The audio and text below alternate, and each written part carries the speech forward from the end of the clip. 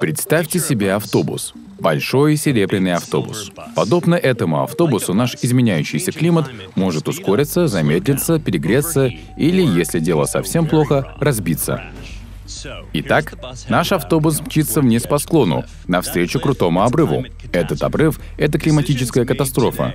Принимаемые сегодня решения через несколько десятков лет могут либо предотвратить катастрофу, либо подсобить автобусу в прыжке с обрыва. За рулем мировые лидеры. Как им следует поступить?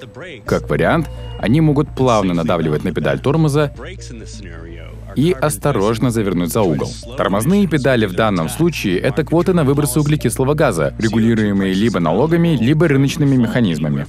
Глобально, квоты на выбросы углекислого газа варьируются от $3 до $130 за тонну. И они растут. Их значение зависит от того, как экономисты перемалывают цифры, как потребители реагируют на введенные меры и, самое важное, как политики составляют законы. Перед экономистами, рассчитывающими цену 1 тонны углекислого газа, стоит нелегкая математическая задачка. Для начала им необходимо скомбинировать показатели численности населения, экономического роста, потребления энергии и количества выбросов.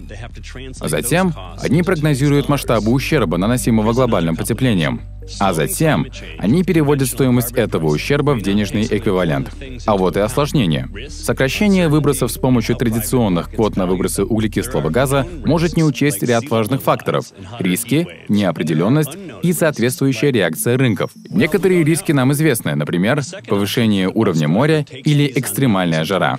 Но есть риски, нам неведомые, например, мы о них не знаем. Во втором исходе событий все неведомые риски принимаются во внимание.